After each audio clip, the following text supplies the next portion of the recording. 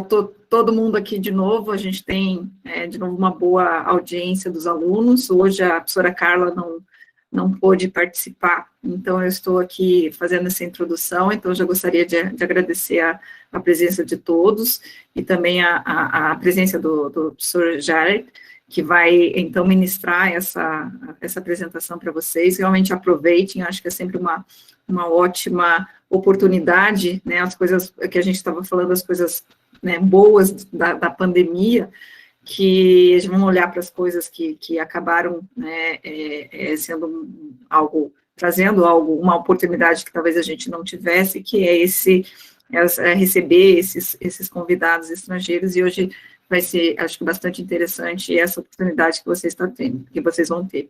Então, eu vou passar a palavra para o professor Leandro. Obrigado, Leandro, pela indicação e também né, por estar aqui, então, fazendo a introdução. E, bom, eu vou depois me juntar no final, né, para ajudar no que precisar, mas o Leandro vai estar aí coordenando esse seminário aí com vocês. So I will now shift to English, and thank you, Jared, for accepting our invitation. I'm pretty sure that will be a very good opportunity for our students to listen to your talk. Thank you very much. Thank you. Leandro, please. Hi, everyone. So I'm very, very glad to introduce Professor Jared Anderson. He has a very active group working with ionic liquids in sample preparation, separation science, and bioanalytics. I think this talk will be very exciting. So Dr. Anderson, he's a Alice Hudson Professor of Chemistry and also a faculty scientist in the Ames Laboratory. So his research group's actually housed in the State University of Iowa in the chemistry department. And Dr. Anderson was a recipient of the NSF Career Award, the Emerging Leader in Chromatography Award given by the LCGC magazine, and also the American Chemical Society Young Investigator in Separation Science Award. So in 2014, 2019, he was included in the top 40 under 40 and top 100 analytical scientists worldwide power lists by the Analytical Scientist magazine. And in 2016, he was awarded the Pittsburgh Conference Achievement Award. In 2019, he was given the Emerging Leader Award at Iowa State University, and was designated the inaugural Alice Hudson Professor of Chemistry in the same year. So just to showcase that he has a very active research group, they've published over 180 peer-reviewed publications, 5 book chapters, and Dr. Anderson has co-edited a book series. They also hold 6 patents, and Dr. Anderson serves on the advisory board of Analytical Chemistry, ACA, ABC, Journal of Liquid Chromatography and Related Technologies, LCGC Magazine, Talenta Open, Trends in Analytical Chemistry, and he also serves as editor of Journal of Chromatography A. So, you know, this is just to showcase that he's a great researcher, a formidable advisor, and most importantly, he's a very good friend. So, Dr. Anderson, thank you so much for accepting this invitation, and the floor is yours. Thank you. Well, thank you very much, Leonardo and Danila, for a very nice introduction. And I will, let's see here. I will make sure that my screen is apparent to all of you. And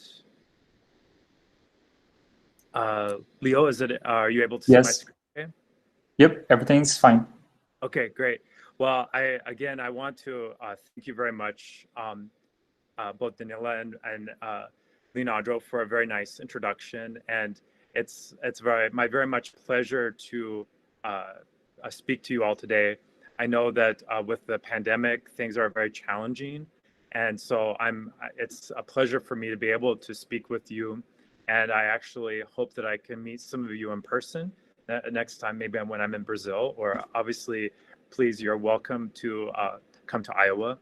I've known Leonardo and Professor Augusto for a number of years, and it's always my pleasure every time I speak with Leonardo and hearing all the great things that are going on now at Unicamp. And so again, I very much appreciate the invitation, and I very much look forward to my next time I can visit Brazil. It's a very nice country.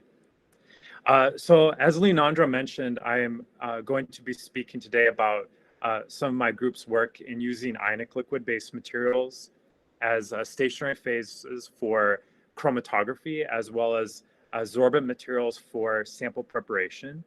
And I look forward to answering any questions that you have, and feel free to write down any questions, and I'm happy to talk with you more about this. So many of you might be familiar with ionic liquids, since I know there are some faculty in your department that work with ionic liquids. But kind of give you a background about ionic liquids and room temperature ionic liquids. These are liquid salts at room temperature, so we can design the cation and anion combination so that these are actually liquids at room temperature. And the unique thing about these ionic liquids is they have a customizable chemical structure, so we can make these hydrophobic, as you see with this particular ionic liquid system here. They phase separate from water, as well as organic solvents. And this particular picture, I've just added some iodine to the system, that iodine partitions in the ionic liquid, and you can see the three-phase system that forms between ionic liquid, water, and chloroform. The unique advantages of these compounds is that they have a number of different properties that make them very advantageous for chromatography, as well as for sample preparation and bioanalytical chemistry. And a number of these applications I'm going to actually talk about today. And I will kind of illustrate how ionic liquids have these properties that allow them to be really versatile materials for a lot of chemical analysis. So today I'm going to talk about three main themes, and they're a little bit different from each other, but just kind of gives you an idea about some of the work that we do. I wanted to talk about this first project mainly because this was actually carried out by a Brazilian student that was in my group. So I'm very proud of this work. This is using silver-containing ionic liquid stationary phases and comprehensive GCGC. The use of magnetic ionic liquids as solvents for nucleic acid sample preparation. And then finally, the use of polymeric ionic liquid sorbent materials for the capture of DNA and RNA, and the use in biological extractions. So you all are very familiar with separation science, and you probably have all seen these kind of chromatograms before. These are gas chromatograms, where obviously you see a lot of separation going on here, but obviously there's going to be cases where some of these peaks are not well resolved. For example, here where I have my cursor, obviously there's a number of compounds there that are not baseline resolved. And depending on your separation system, you have to do a lot to actually accomplish the separation. And Leonardo will recognize these slides because these were slides that some of these that he's prepared. So as you probably have learned from Leonardo's courses, you know that the peak capacity of a separation system is related or proportional to the square root of the efficiency of your separation column. So if we want to be able to achieve baseline resolution of all of our peaks, we obviously, in order to get high peak capacity, we need to have columns that have very high efficiency.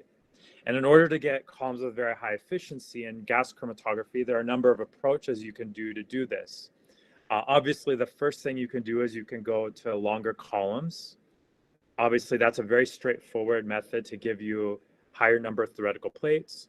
You can see if you take a standard column here, and you increase from 25 meters to 100 meters, you get quadruple number of theoretical plates. Another approach would be to lower the inner diameter of the capillary. This is another approach to give you a higher number of theoretical plates. But another third approach would be to do two-dimensional or multi-dimensional chromatography. And in this particular platform, in a comprehensive, what we call comprehensive 2D GC, you're actually taking a fraction of that primary column throughout the separation, and you're taking a fraction of that column and you're sending it into a secondary column. So in a 2D GC experiment, you have a primary column and you have a secondary column. And the idea here is that your secondary column is carrying out a separation that is challenging to do with only a primary column. And the advantage here is now we can actually get a multiplicative effect on our peak capacity. And this has a big effect on the fact that we can actually still carry out a traditional separation, but we're actually getting more chemical information throughout the runtime of that separation. And so Leonardo actually, as many of you know, worked in my lab for 6 to 8 months back in 2013. Fantastic, best student I've had. And Leonardo actually built a 2D GC system in my lab. And that's the system that I still have with me here at Iowa State that we use to do this work. What we have here is, this is using a thermal modulation system. So we have a primary column. This is going to be a standard nonpolar column. And then we're going to have a secondary column that's going to be silver based. And in this particular platform, we have a thermal modulator that's using cryogenic nitrogen and hot nitrogen to actually accomplish our modulation. So one of the things that we were very interested in doing in this GC study was to see whether or not we could use silver ion as a component of our stationary phase to actually modulate the retention of compounds in the second dimension of our separation. And so you can imagine if we're trying to separate olefins, so olefins are very volatile molecules that have double bonds within the chemical structure. These are challenging molecules to separate from each other due to the fact that they're very volatile and they don't have a lot of chemical functionality that we can exploit. So it's well known in the literature that compounds with double bonds can interact with silver ion. So if we go back to the 1950s, this is a report from Professor Gilab's group.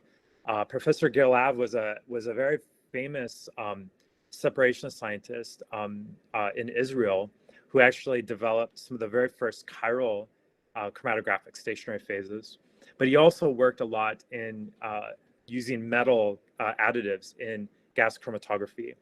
And he showed that you could actually take silver nitrate and add this to glycol-containing stationary phases. So basically like what we know now as polyethylene glycol. And he could use this silver interaction with the double bonds to actually provide selectivity in the separation. So you can see here, just using a traditional wax column, there's very little selectivity in the separation. But now adding silver ion to the glycol, we can actually get very nice separation of the compounds. And this is due to the fact that silver ions interact in a very unique way with compounds that have double bonds. It doesn't necessarily have to be an olefin containing compound. It could be a carbonyl group, an acid group, and so on. But this silver pi interaction, silver ion pi interaction, is a very strong interaction, but it also can be weakened by depending on how you form the silver containing compound. In this particular case, we have two ligands that are coordinated to the silver ion. When these ligands coordinate to the silver ion, this leaves one free space that this silver ion can interact with the analyte. And this particular compound here is an ionic liquid. So it's a liquid material that we can coat as a stationary phase, and it still has this ability to interact with our olefins. So as I mentioned, a very wonderful Brazilian student, Israel, he actually was a student, Israel de Souza from USP. He was in my lab working on his sandwich Ph.D. And he worked on this project, and as you'll see, obtained some very interesting results. These compounds are actually quite easy to prepare. We just take silver oxide and this amine, and we coordinate these, and then with a pseudonitrile, we then coordinate our ligands. This leaves us a pseudonitrile occupying the third site, and then we simply evaporate off that acetonitrile to recover this ionic liquid here. This ionic liquid we then can dissolve in dichloromethane, and we can coat our capillary columns. And in this case, we're coating a very thin film of that silver-containing stationary phase on the wall of our capillary. So these are now where we're getting into our 2D plots. So these are a number of 2D plots. And what was interesting is when Israel first started these experiments with this particular pure ionic liquid, this pure silver-containing ionic liquid, he found that the analytes actually would not elute out of the column. That's because those analytes were interacting so strongly with silver ion that obviously they were not eluting. And in 2D GC, that's a very bad thing because you get a phenomenon known as wraparound. And so this creates a big dilemma. So what Israel did was he took this silver-containing ionic liquid, he dissolved this in a traditional ionic liquid. So the idea was to try to basically effectively dilute out the silver ion concentration, lower the silver ion concentration so we could actually get selectivity back in our separation, but yet not get wraparound that would destroy our separation in our 2D experiment. So this is a case where we're dissolving one part of our silver-containing ionic liquid with 10 parts of our traditional ionic liquid. You can see we still have a lot of very strong interaction with our, these are just a number of different olefins here. We still have a strong interaction with our stationary phase. When we dilute even more of the silver ion, you can see we are getting selectivity, but our peaks are significantly sharpened. And then there becomes a point where we have just so little silver ion concentration that we don't get any selectivity in our separation at all. So this was actually one of our very first pieces of data that really showcased that this project could have a strong chance of working, that we could actually tailor this system to actually give us selectivity in this separation. So we moved on to actually compare this to the standard column set.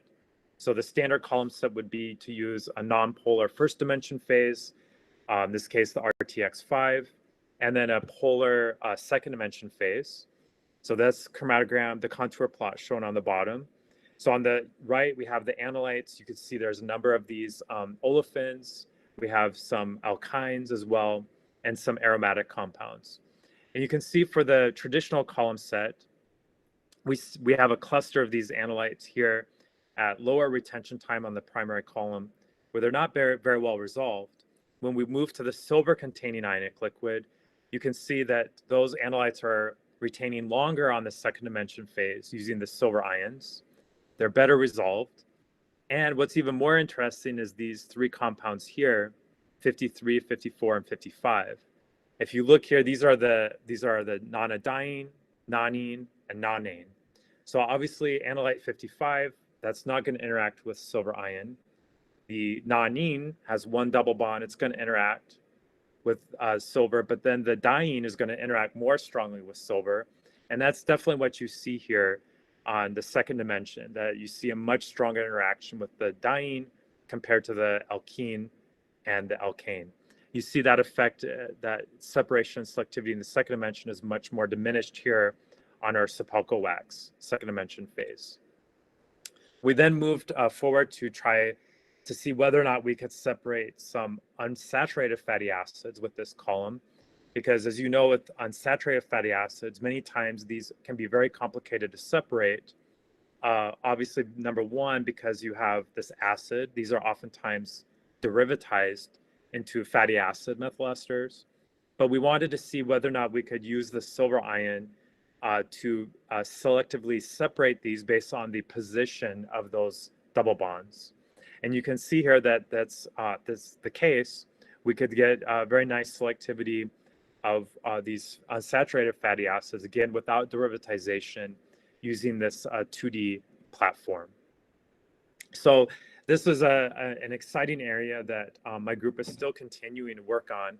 In fact, we're working now on a 3-phase system where now we actually have this compound dissolved in an ionic liquid, and we're measuring actually partition coefficients between the silver-containing compound and the ionic liquid to better understand how the mechanism and the thermodynamics of this separation system, since these silver-containing ionic liquids are used quite a lot in membrane-type separations. So now I'm going to shift gears and talk about some of my group's work in using magnetic ionic liquids as solvents for nucleic acid sample preparation. And unfortunately, with the pandemic, this is actually quite timely research because most of the diagnostic platforms that we use here in the US and that you are using in Brazil are actually based on nucleic acid diagnostics. And I'll talk a little bit about that. But one of the important features of any kind of diagnostic platform using DNA or nucleic acids is that the sample preparation method or whatever method you use has to give you pure or very high purity DNA. And that's because a lot of the isolating DNA from a biological matrix, such as your oral fluid or your nasal swabs, this obviously has a lot of very complex matrix components, and these can affect PCR-based methods that are used to diagnose, for example, COVID-19, sequencing assays, and hybridization assays. So it's very important to isolate high-quality DNA for very accurate experimental results. And this is still an area of a major bottleneck. And this has been really emphasized here now by the pandemic because it showcases the importance of being able to isolate these samples and have rapid diagnostic methods. So my group has been working with these compounds called magnetic ionic liquids. And I introduced a little bit previously ionic liquids, but these magnetic ionic liquids actually go a step further in that we can incorporate a paramagnetic moiety into the ionic liquid. And this paramagnetic metal will actually respond to an applied magnetic field.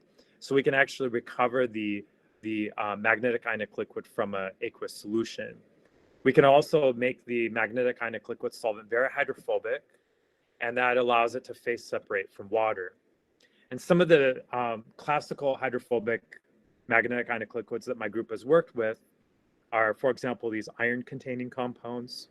Again, iron 3 here being the paramagnetic metal.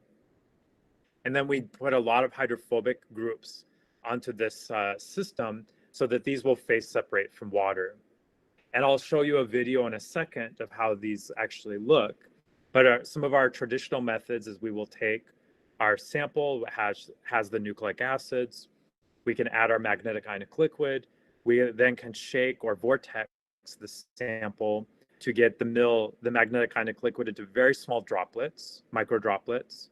This will allow a very fast mass transfer of the nucleic acid to the droplet.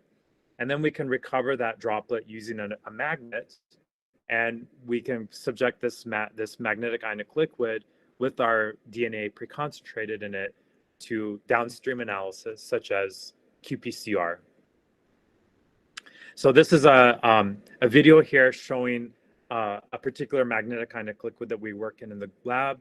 So you can see here by applying this onto a vortex, we can vortex into very small droplets this magnetic ionic liquid. Those very small droplets will then coalesce to the bottom of our vial. And then we can come in with a smaller magnet. This is about a 0.6 Tesla magnet. And you can see here as we start to get down to the bottom where a lot of these droplets are, these hydrophobic droplets, we can actually recover our magnetic ionic liquid. Again, the feature of these small droplets of our mill is that they allow very fast uptake of the DNA sample, of our nucleic acid sample. So then we can take this magnetic ionic liquid and we can subject this to downstream, like for example, PCR. One of the big advantages of this vortexing and this of making these very small droplets is that we can enhance very rapidly the extraction time. And so here you have we have an extraction profile where you have time on the x-axis and the extraction efficiency of DNA on the y-axis. This is using a fairly large DNA sample. It's a 20 kilobase pair DNA sample. But you can see here that by doing a very rapid this agitation to make those small droplets, we can very quickly reach the maximum of the amount of DNA that we can recover. This is a big advantage because you can recover a large amount of DNA in a very short period of time, less than a minute, and you can then couple this to your downstream methodology. And we've shown that we can use this approach to extract duplex DNA. Here we have both a 20 kilobase pair, 20,000 base pair, and a 20 base pair DNA sample, as well as single-stranded DNA. And we can use these different magnetic ionic liquids with different chemical structures, and we can actually achieve pretty good extraction efficiencies. And the extraction efficiency seems to be dependent on the type of magnetic ionic liquid that we use. And we have also shown that the magnetic ionic liquid has no effect on the structure of the DNA. That is, that the MIL does not cause oxidation or reduction to the chemical structure of the DNA, which is important because any kind of modifications to the DNA obviously is going to affect its performance and its detection downstream. So up till now, I've shown that we can actually use the magnetic ionic liquids to extract total DNA using the ionic features of this magnetic ionic liquid, but I have not demonstrated the fact that we can actually do targeted DNA analysis. And today with the COVID pandemic, the methodologies that oftentimes are being used today to actually identify the particular nucleic acid target is actually doing targeted nucleic acid analysis. And this is very important for looking at biomarkers, looking at gene expression, looking at cases where you have a mutant, for example, the mutation of COVID-19. There are a number of these different mutants. These are all based on single nucleotide polymorphisms within the nucleic acid. And these obviously are what we want to be able to do. We want to be able to targetedly extract a particular sequence of DNA. And today, the most common way in which this is done is to actually use magnetic beads. So you've probably heard a lot about these magnetic bead platforms. The advantage with these magnetic beads is that they're paramagnetic, so you can use magnets to recover the bead, but you have to do something to the bead in order to make it select out the target that you want. So these magnetic beads that you buy from different companies like Hygen, Thermo Fisher, they're actually coated with a strep-avidin protein. This strep-avidin binds very strongly to biotin. This is has a very strong association complex. So what you do is you go to the manufacturer of your DNA oligos, you ask them to synthesize an oligonucleotide that is complementary to the target that you want to recover. You will ask them to place a biotin group at the terminus of your DNA.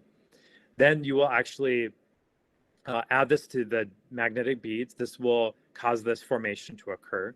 You then can add this complex to your target sequence. The target sequence will anneal to this biotinylated magnetic bead. This will allow you to recover your target from the mixture of nucleic acids in your sample. Once this is recovered, you can wash to remove any kind of interferences, and then you can release this target by using temperature or different ionic strength. Once you recover this target, you can then run your qPCR analysis and analyze the concentration and different features of that target. This is the most common approach to do this.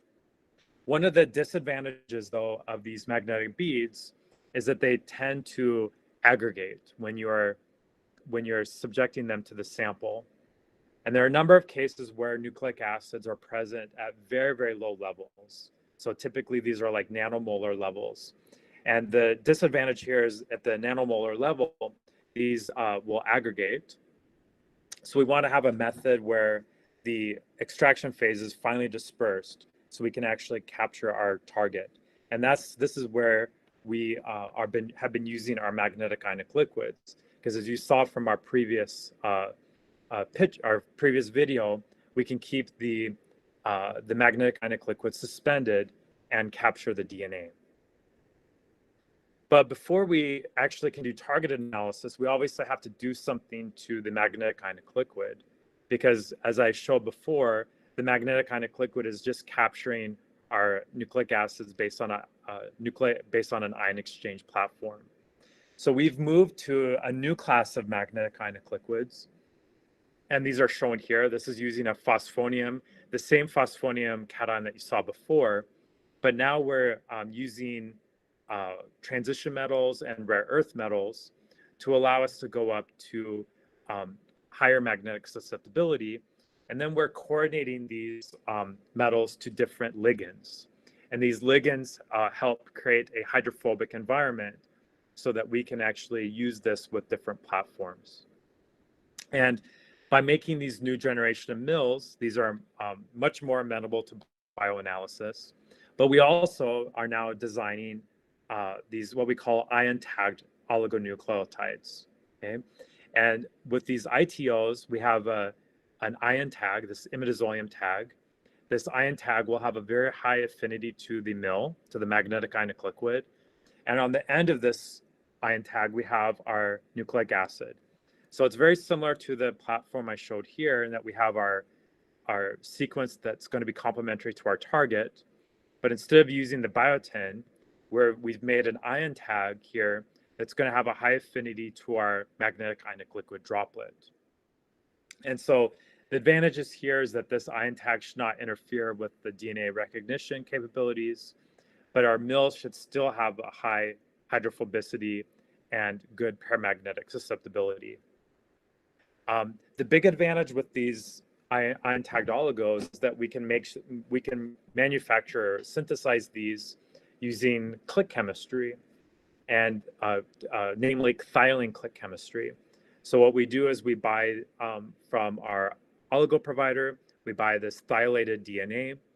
We then can use this particular imidazolium cation with this alkene group. We can use click chemistry to couple the thiol group to this alkene, and that will allow us to install this ion tag within this oligo. And this is the ion tag that we use here to capture our target. So this would be the sequence that would be complementary to the target that we want to extract. And the advantage here is that we can actually install also different substituents as R groups on this ion tag, with the hopes of actually using substituent groups that actually bind more strongly to the magnetic ionic liquid. And again, some of the advantages of this ITO synthesis is that we can do this in very high yield. We don't require a lot of purification.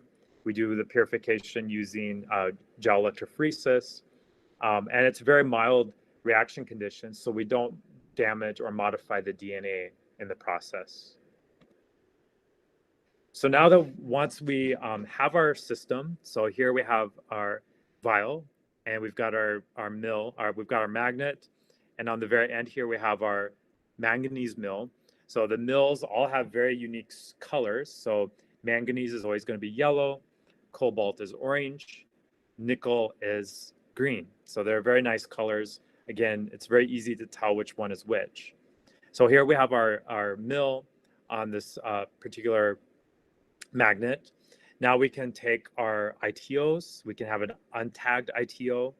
We can have one where we have our ion tag with a butyl substituent group, and we have another ion tag with an octyl group. And what we're trying to measure here is what's the amount of uptake of our ion tag onto the magnetic ionic liquid. So we wanted to demonstrate that these ion tags are actually partitioning into our mill, because if they're not partitioning into the mill, that's not going to allow us to capture our target from our complex sample. And with our untagged, with no ion tag, we see very low extraction of our of this species, only about 10%. When we have a butyl substituent group with our ion tag, we get about 12%. And with octyl, we see about 50% extraction. So this R group here plays a very important role in the ability to be captured by this magnetic ionic liquid. And so on our platform, this is our method. So we've got our target. We're using our ion tagged oligo that's going to bind, it's going to form a anneal to the complementary region within this target. Okay. And once this happens, then we can capture this target by our magnetic ionic liquid. Again, using this ion tag to capture it onto the magnetic ionic liquid. We can then release our target by using heat or ionic strength. Once we release our target, we then subject this to qPCR. And from qPCR, we can use qPCR to measure the amount of template that we extracted. And one of the features about qPCR is the more concentrated our sample, the more template we extracted, we're going to actually get low threshold times. The less amount of DNA we capture, we're going to get higher threshold times. And so you can see here that with our ion tag, we get considerably more lower cycles that compared to our without our ion tag. And I should mention that for every 1 cycle difference in qPCR, that refers to a 2-fold difference in the amount of DNA. So we're talking about a large amount of DNA difference for every cycle. And we've compared this method to the strep-avidin-coated bead technology because we want to obviously benchmark these two approaches side by side. And you can see here that when we start to apply this to our systems, we can see that they're very comparable in the amount of DNA that we can extract. That's here shown in the red bar. That's the amount of DNA that we can extract using the ITO method with the biotonated magnetic beads. So we have a methodology that is very comparable to the magnetic beads, but allows us to actually recover more low concentration of samples because the magnetic ionic liquids have this ability that they can be suspended within the sample. So the very last part of my talk, I'm going to introduce some of the work we're working on with polymeric ionic liquids. And of course, again, this is a very, very important now with point of care diagnostics. And this is with the pandemic, the ability to actually obtain a sample and do very rapid diagnostics. So all of you are very familiar, I'm sure, with solid phase microextraction or SPME. So this is a technique that many people in Unicamp are working. Dr. Han Tao's group does a lot, very well known for their work in SPME. My group uses SPME with different platforms. We actually use these polymeric ionic liquid, sorbent materials as extraction phases in SPME. Here we have our cationic, we can design these ionic liquids as cations. We have these cross-linkers, so we can make a very cross-linked polymer. And we've been using these materials to capture DNA. Again, because we have this, nucleic acids are essentially salts, sodium salts. And so we want to exploit this ion exchange phenomenon between the DNA and the polymeric ionic liquid. Once we extract the DNA from the sample, we can then desorb the DNA from the SPME sorbent coating using sodium chloride. And then we can couple this directly to either qPCR or liquid chromatography. And the advantage of this ion exchange platform when we extract DNA is, again, we're using this ion exchange phenomenon of the PIL to pre-concentrate the DNA. And then we can remove the DNA into our buffer, one by using salt, sodium chloride, different types of salts, now to drive the DNA out of the SPME sorbent coating and into our solution for analysis. So we've worked with, we wanted to develop methodologies, and of course this dates before the pandemic. We were working with mycobacteria. This is Mycobacterium tuberculosis. Of course, Mycobacterium tuberculosis is still a big issue in different parts of the world, but there's actually not very good detection methods for MTB. It requires a lot of expertise for analysis, and also weeks to analyze due to the very slow kinetics of the extraction. And what we wanted to actually do is develop a methodology where we could actually couple the SPME platform to DNA extraction. And we wanted to develop this colorimetric method where we could actually identify whether the sample has the nucleic acid or whether it does not. And we wanted to do this by visual methods. So this requires us to isolate the DNA from the Mycobacterium tuberculosis, but now it requires us to now amplify the DNA and have a colorimetric method that changes color depending on whether or not the template DNA is present. And to do this, we use isothermal amplification. Okay. Now, I know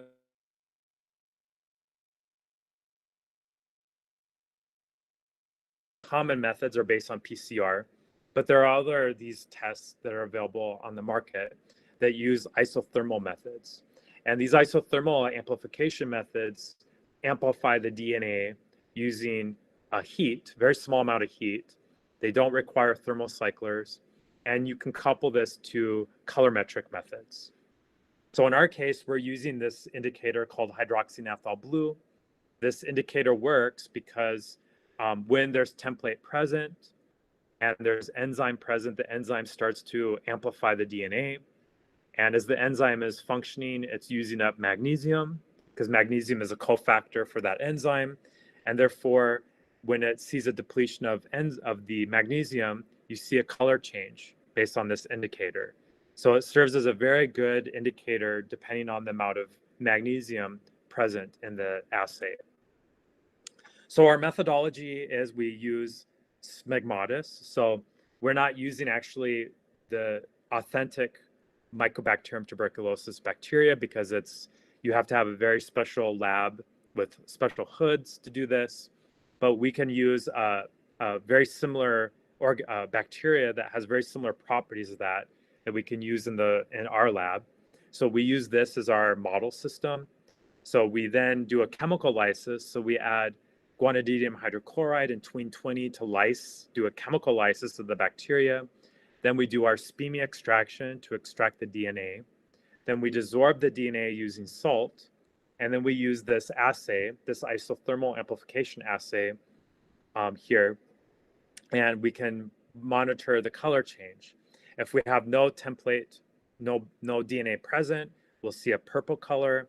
If there's DNA present from the bacteria, we will see a blue color. I should mention that the selectivity of our isothermal method comes into play, and that we design 4 to 6 primers for this amplification method. I didn't talk about that, but there's actually specific primer sets that we design using computational methods in these assays. These assays allow us to get very good selectivity in the number of positive samples. You can see here based on the concentration of nucleic acid. In addition, we can use transilluminators to differentiate the positive from the no template control. In the cases where you might not get good color change, we can also use 470 nanometer light. And this is very important because oftentimes in different areas, you have very complex samples. For example, here in Iowa, so Iowa is a rural state. In fact, we have many Brazilian students that come to our university that are studying agriculture, because agriculture is a very large part of our state. So therefore, we have a lot of pigs. In fact, we have 3 times the number of pigs in our state than we do people. So it's a very big commodity. And when one of these pigs gets sick, it spreads very rapidly to the other pigs. So it's very important to do diagnostics on the fluid, the oral fluid of these pigs. So some other platforms that our group is working on is what's called loop-mediated isothermal amplification. So this is probably the most popular method to amplify DNA. And what we want to be able to do in these assays is we want to actually develop a platform where we can actually use fluorescence methodologies like handheld fluorescence dyes or fluorescence detectors to actually go out into the field, for example, with these pigs and look for different diseases, particularly respiratory diseases. And what we do is we use molecular beacons. So molecular beacons are these these oligos that have a fluorophore on one end of the molecular beacon, on the one end of the DNA, and a quencher on the other end. When these anneal to form this hybrid, this hairpin structure, the quencher and fluorophore are close together in proximity, which causes no fluorescence. When you melt this structure, and this particular molecular beacon now anneals to a target, now the fluorophore and quencher are far away from each other, and now you get fluorescence. So these molecular beacons are very selective, depending on, again, the melting temperature and how you design these.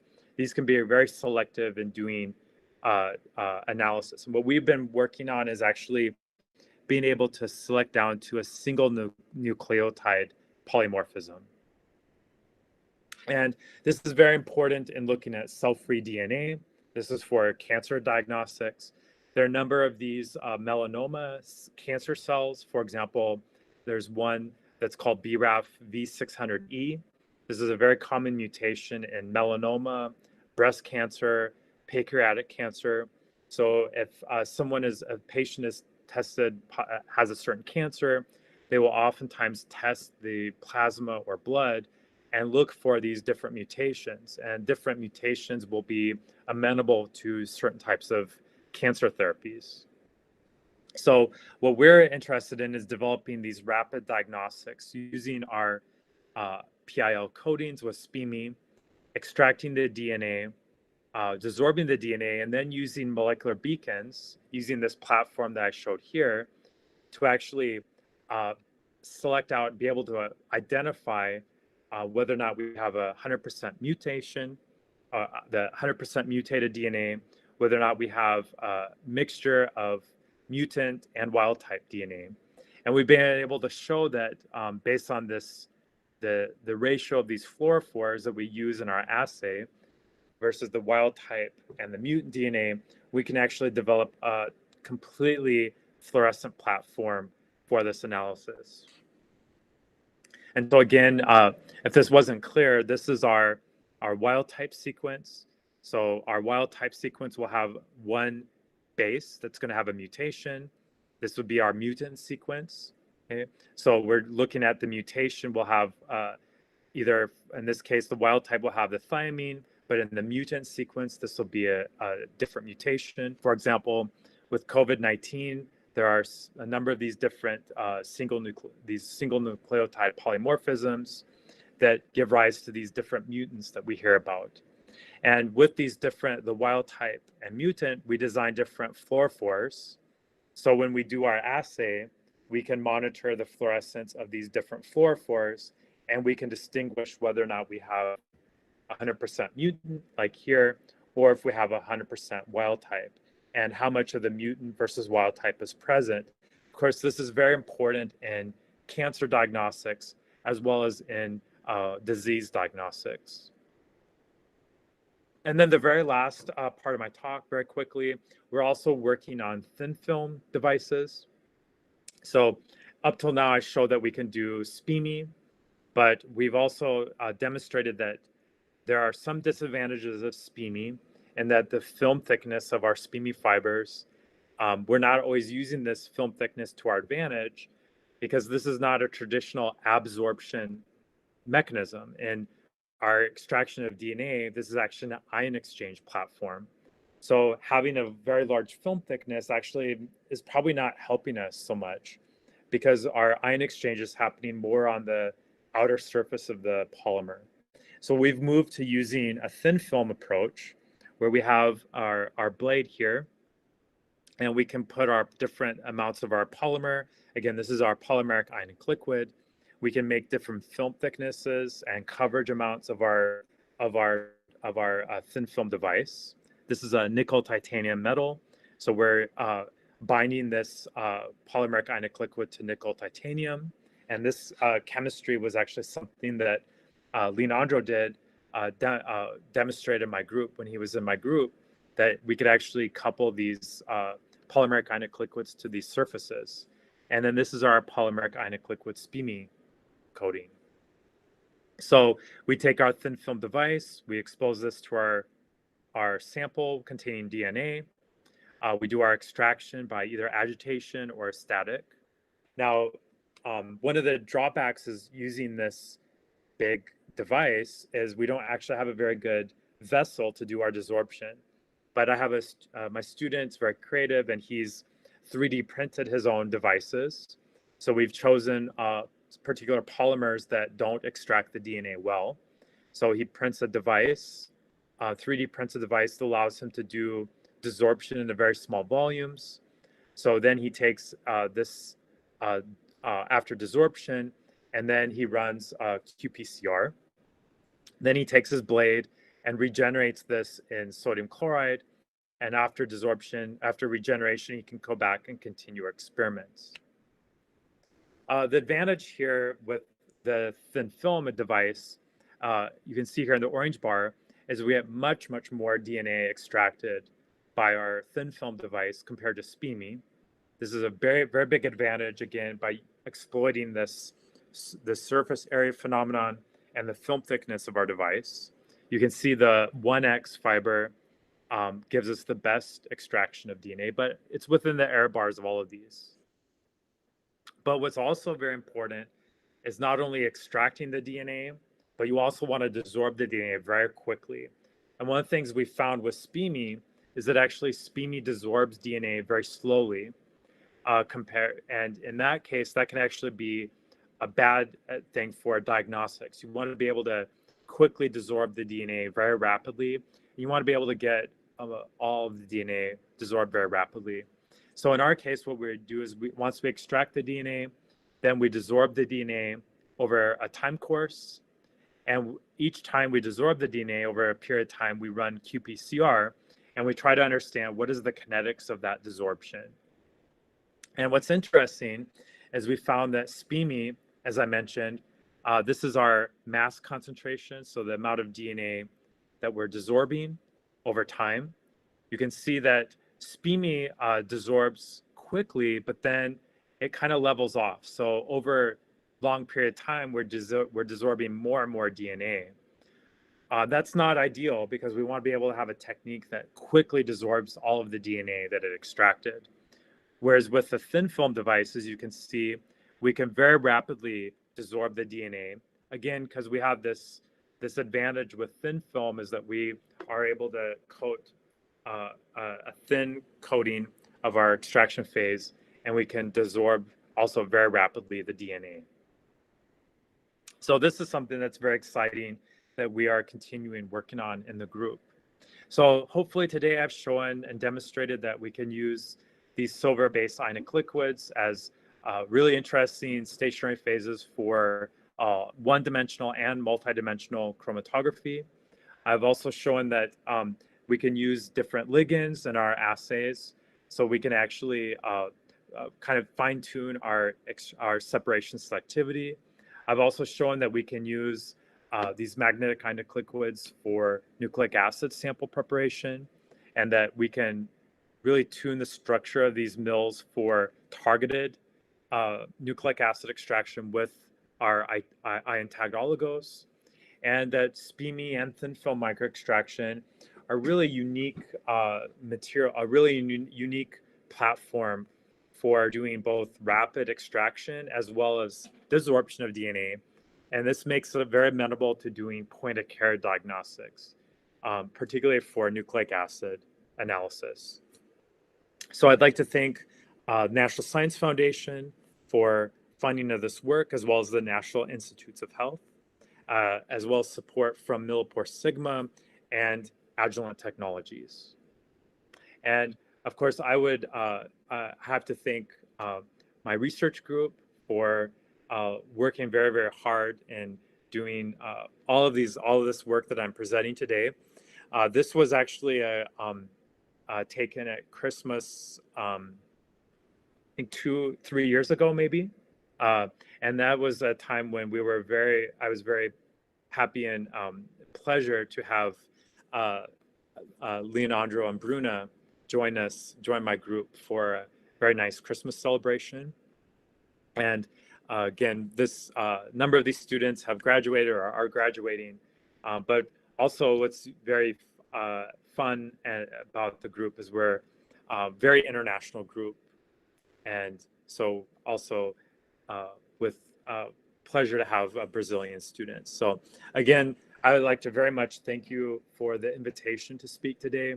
And I apologize if there's any areas I didn't explain very well, but I'm happy to answer any questions that you might have.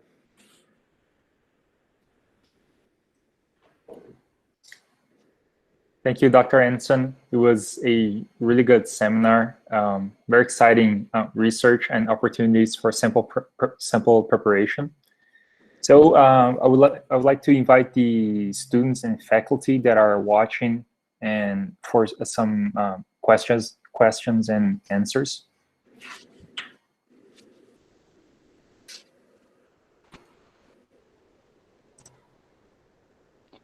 We can help the students to translate if it's necessary. So don't be shy. Thank you very much for this very nice talk first. It was very interesting.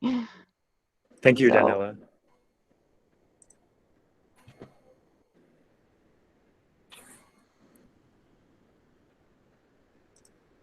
I think they're still warming up. Well, you see, I just moved now and I'm in another place, so I don't know if my internet connection will work. But anyway, that's the way that we work now, right?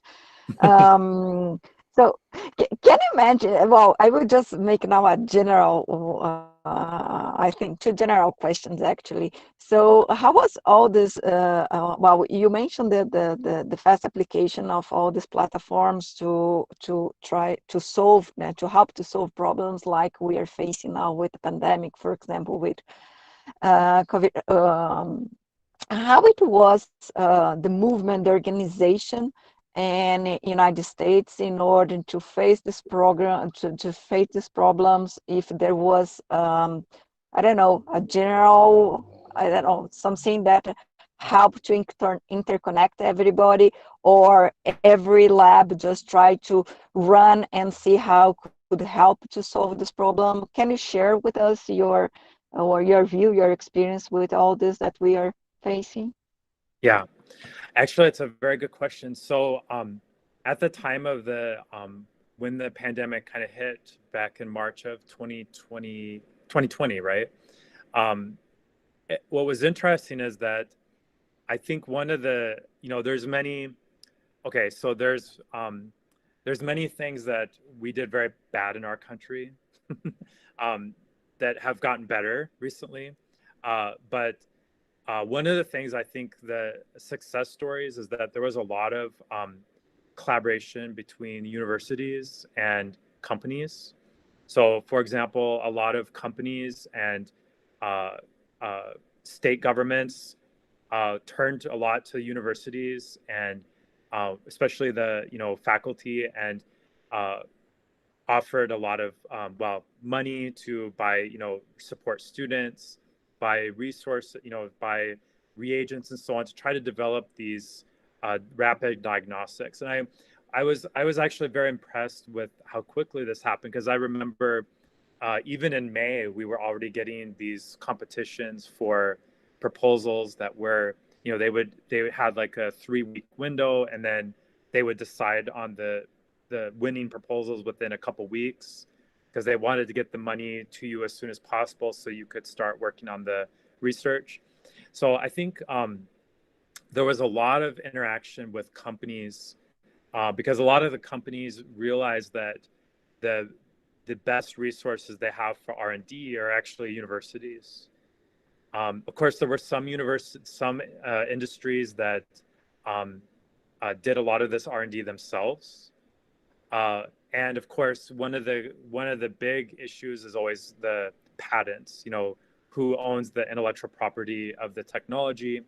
But a lot of, you know, one of the big advantages is we have, like, for example, at my university, we already have worked with a lot of these companies. So before the pandemic, so when this situation happened, there already was a working relationship on other projects. And I think that helped create more synergy and in a collaboration with the companies. So I think that, you know, obviously the US government put a lot of money into different programs to develop these platforms. You know, they gave companies quite a bit of money, and the companies oftentimes turn to academia for help. So I think it's, I think there's things that we learned from this that we can do better. But I think one thing that shows is that universities are a very important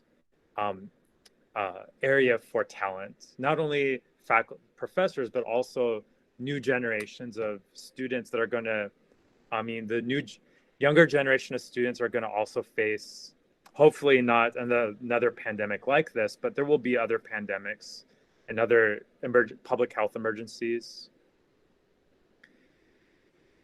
So I think that that's something that obviously I think, yeah. So I don't know if that answered your question, Danila. Yeah, no, sure. I think that was, yeah, I think I was also really impressed with how fast it was, all the developments of things that, and luckily, as you were saying, that United States, you are already facing that the pandemic is kind of over now, although this is still a problem, but I mean, we start to live again, and that was really fast, and could only be fast because you have already all things working. So the industry, the university, and everybody has to work together with that. And in this case, the human resource and all the knowledge the basic knowledge that is developing at university is really, really important to help all that. And so, yeah, I think that was my question. And unfortunately, here in Brazil, we still are. I mean, we would be much better if we could organize in that way. But still, I think we have very good talent people that can also contribute on that. Okay, thank you. Yeah, I think it's something that you know, it's actually something we actually at the university, we're talking about this, you know, because obviously our current president, he's obviously, we're not declaring victory yet on the virus, but he wants to look back and say, okay, we need to learn from what happened. Well, because obviously there are a lot of things that were very bad in our country. I think we have 650,000 people that died. You know, and I think it's 300 people a day are still dying from the pandemic. But now is a time where we need to go back and learn about what we did well and what we did very bad. And I think that I think what you saw with you know, it's interesting because we have you know, we have a lot of interaction with companies, especially in separations and analytical chemistry. We're very lucky in that we can interact a lot with industry because they're facing a lot of the problems that our future students need to solve, and you know, they're coming to us to recruit, you know, new employees. And I think what's really good is that there's this openness to collaborate. And you know, I don't know about in Brazil, but one of the challenges is always intellectual property, because you know, companies they oftentimes want to own 100% of the intellectual property. And universities are very, you know, they obviously don't want the company to have full ownership. They want to have a piece of the pie. So, but I think now there's a lot, before this, there were a lot of companies that they work with, you know, MIT, Harvard, and they had this working relationship so they could quickly come up with these agreements. So I think that that's something that is also part of the success story as well. Thank you. Thank you. Thank you. So we have one question from Professor Dozil. Hello, can you hear me? Yes. Oh, apologize me not to show my face. I mean, home office, my office is a little bit mess. Nice talk, very interesting. I was curious about when you showed that magnetic liquids, and you use a magnet. You need to put the magnet close to the drops to. I also wondered that because I have worked with magnetic nanoparticles, that you can only put a little bit close and you can get it all it's quantitative. And why not? Is that possible in using this? Or because I know that you have some small drops that remain in the bottle, but I was curious about that. Can you tell me? Yeah, that's a very good question. So first of all, I think you've never seen a messy office until you've seen my office. And Leonardo, actually now it's not so bad. That's because I had a flood in my office from the ceiling, so I had to clean it. But Leonardo has seen my office, so he can tell you that my office is like, you know, always quite bad. So no, your question is a very good question. So with nanoparticles, you basically, you know, when I envision nanoparticles, I envision the metals, you know, forming clusters, right? And to actually form the nanoparticles. So you have a very high concentration of those metal ions. And so these actually are going to have a very high response to that magnet. But one of the with magnetic ionic liquids, these are basically a pure liquid with our metal components, metal ions. So because we don't have, you know, if I was to put nanoparticles in our magnetic ionic liquid, this would have a much higher susceptibility. In fact, people do this. Yeah, with these magnetic ionic liquids, you're limited by the fact that they're not clusters. They're not comprised of these clusters of these paramagnetic atoms, but rather the paramagnetic metals are within a liquid solution. So there's basically a maximum, you know, I forget with I think they're around 13 molar, if I recall, around 13 molar concentration of the paramagnetic metal. So that unfortunately that doesn't give them this ability to, you know, rapidly be attracted by a magnet like the nanoparticles. But what we can do is we're actually working with lanthanides, lanthanum materials to try to increase the magnetic susceptibility. But I think they're never going to be like the nanoparticles, unfortunately. Okay, thank you. Mm-hmm.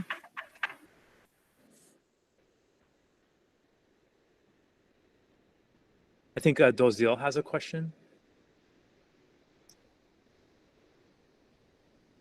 No. Anybody else?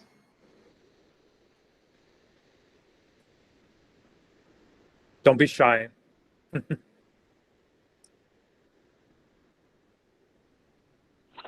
think it's the end of the semester also, so everybody is quite of. So your semester is ending very soon. Yes, yeah, actually, yes. In we are just now in the last three weeks of classes, and so anyway. But so, how was Leandro there when he was working? He was a good He, It was a good visiting. yes, he. No, I could tell you many, many stories. You know, when I when can he imagine. the funny story I will say is when he first came to the first group meeting, and he started talking. My students, you know, because they were, I mean, he has, when he speaks English, it's very little accent, and they were really shocked. And then when he actually gave a presentation to the department, to the chemistry department. I'm probably embarrassing Leonardo, but it's actually true. He gave a very impressive talk, and my colleagues and Leonardo remembers this. They were so impressed that he still had not completed his PhD. He was at the kind of towards the end of his PhD. So no, it was very impressive. So and Bruno was also in the group at that time, and so it was a fun time. We were at a different university, and he got exposure to snow, actually, like a lot of cold weather, right? But which I think probably is a shock for Brazilians, probably, right? Most Brazilians. Yes, definitely. So, and so, yeah, I think you show that you have a very international group. So this is an option. Do you like to work with different nationalities? Can you also, I don't know, how are the opportunities for our students if they want to go abroad? How are you looking at that? So actually, I'm the chair of our recruiting committee in our department. So I am involved with, so I will tell you that every year we bring in about 40 PhD students to our chemistry department, and about half of them are American students, and the other half are international students. China, India, Pakistan, Nepal, Africa. Sometimes European students, Russian, Korean, Sri Lanka. So I like to recruit students from lots of different. I like the international aspect of science because it's it's very, very important because in science you have to work with lots of different people, and so actually it's something that so Brazil is an area that we very much want to recruit from, and this is something that I've talked with Leonardo a lot about, and students that are interested in. We don't have a Brazilian faculty in my group, in my department. We do have actually quite a few Brazilian professors at Iowa State. They're mostly in agriculture. So they recruit students from Brazil for like agronomy and agriculture, but definitely for chemistry. I think the important thing for students to recognize is in the US, you basically get paid for your PhD. We offer very, very good stipends for the PhD. And it's also, it's a 5-year program from bachelor's to PhD. But we definitely have had some Brazilian students come to our department, and I think students sometimes they prefer Texas, Florida, California because of the weather. But Iowa's not so bad. It's okay. It does get cold, but and we actually do have a Brazilian restaurant here. In fact, Leonardo visited that and spoke with the owner. He's from oh gosh, I'm blanking now on the region. He was gaúcho, right? Yeah, From that's right. Rio Grande do Sul. You're always going to find a Brazilian in some place. That's amazing. Usually we need to run away from that. I mean, that's something. But you see, when I was choosing my postdoc, I was between California and Massachusetts, Boston or Berkeley. And then I go to California. It was a kind of weather that decided. Yeah. But Berkeley is very anyway, nice. yeah. I like the environment there. Yes, I did my postdoc there. Yeah, Yeah. it was great. It was a very good time. But later I went to Boston to MIT, and so it was also good to have both experience. It was pretty nice. Yeah, it's a very Anyway, different so between California and Massachusetts. It's a very different, like the way people think and be, you know, it's probably very similar maybe between the north and south of Brazil. I'm not sure, but yeah. Yeah, so you know, any students that are very interested in this, I'm the faculty in our department that does a lot of the recruiting. So I give talks to students from like Chile, Mexico. We recruit a lot of students from Mexico and Canada. But you know, we've been targeting South America because I tell you, I've actually had 3 Brazilian students in my group. I think 3, right? And they've all been fantastic. I mean, you know, my group, you know, they're tremendous ambassadors. So I very much, you know, if any students are interested, please contact me. And that will be great. Yeah, thank you. Yeah, I think we always are looking for this type of opportunity, and for the students are really, really good to go abroad. And in particular to find these opportunities. Thank you. yeah. Hey, Leandro, I don't know, do you want to comment or?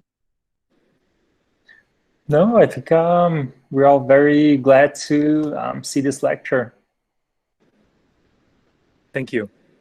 Yeah, and I don't know, Leonardo is, I know like there's some, I'm not sure like if, I know FEPEPSP had some programs with like NSF, but I'm not sure if they have anything about like helping students come to the US for a PhD or anything like that. I'm not sure how that works, but we offer in our department, we give full tuition and full stipends to any student we accept in our program. And so I think I remember when I first moved here in 2015, we had a Brazilian student that he was just graduating from the department, but as far as I know, we haven't, I have not interacted with one in chemistry since then. So I definitely would, any students that are interested, you know, undergrad students and so on, please contact me and contact Leonardo. And yeah, so most of our students are actually used to having the scholarships from FAPESP and CNPq, but they're not as abundant as we wish. But for everyone that's seeing this talk, this seminar, you can apply directly to the graduate programs of Iowa State University. And there are actually really great opportunities that we often, they're not on our radar just because we don't know they exist. So this was very enlightening. Thank you. Yeah, and if any of you have, you know, let's say you want to instead go to California or Florida, I understand. If you have any questions about that, I would be happy to answer. You know, you're not, you know, but remember that Dr. Carol Collins did come to Iowa State, so you have a connection to a very well-known professor in your department. But no, feel free to, you know, I would be happy to answer any questions about that, because there are, you know, a lot of good opportunities at, you know, schools that we obviously compete with, but you know, it's a good opportunity. And I think once the pandemic is over and we're able to move and travel, that's going to be very nice. Everybody's going to be excited to try different things. Definitely. Yeah. Yeah, definitely. We are going to be very happy to have you here in person next time. Thank you very much. Thank So you. I don't know, Leandro, if you have any other comments. No. I think all the comments on the chat, they are just thank you for the very nice talk and the opportunity. The students were very interested. Great. So thank you, Dr. Anderson, for this really great, amazing seminar. And just hope that everyone stays safe and hope that we can meet up again. Great. Thank you again for everything. Obrigado. Is that right? Obrigado. Yeah. Perfect. Thank you very much. Okay. Bye-bye. Bye-bye.